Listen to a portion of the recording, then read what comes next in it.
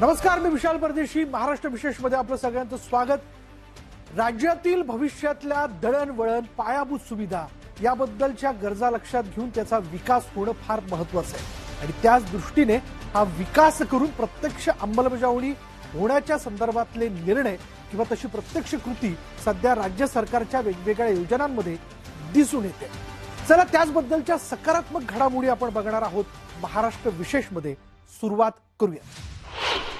Metro 9चा Dahisar Kashigaon आणि metro 2B चा diamond garden मंडाळे या 2 टप्प्याचं मुख्यमंत्री देवेंद्र फडणवीस आणि दोन्ही उपमुख्यमंत्री एकनाथ शिंदे आणि उपमुख्यमंत्री सुनेत्रा पवार यांच्या हस्ते लोकार्पण झालं.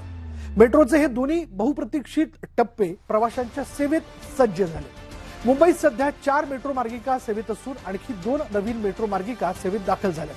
मेट्रो 2B मार्गिकेतील डायमंड गार्डन ते मंडाले टप्पा 1, मानखुर्द आणि मेट्रो 9 मार्गिकेतील दहिसर ते काशीगाव टप्पा 1चं लोकार्पण झालं.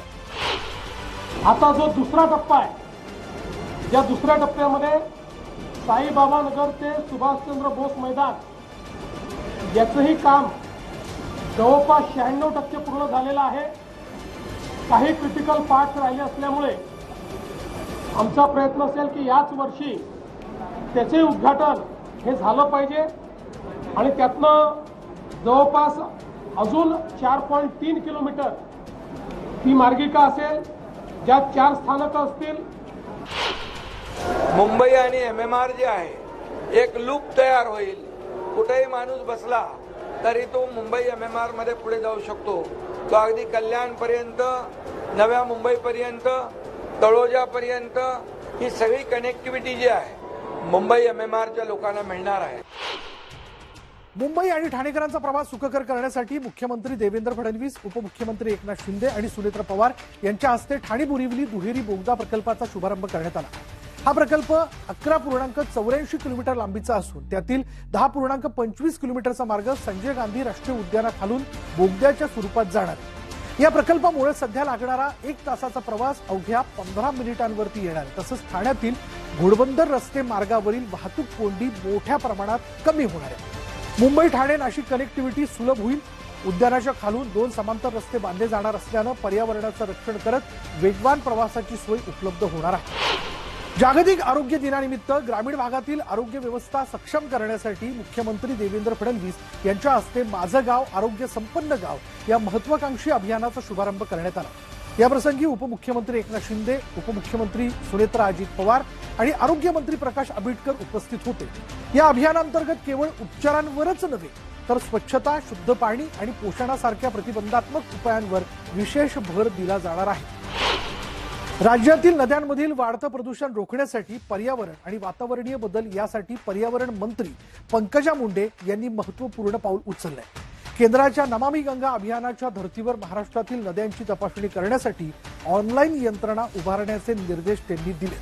या नवीन प्रणालीमुळे नद्यांमधील प्रदूषणाची रिअल टाइम माहिती मिळणार आहे. मंत्रालयात झालेल्या बैठकीत मुंडे म्हणाल्यात की गंगा नदीच्या स्वच्छतेसाठी जी पद्धत वापरली जाते त्याचा सखोल अभ्यास करून तसाच अहवाल सादर करावा.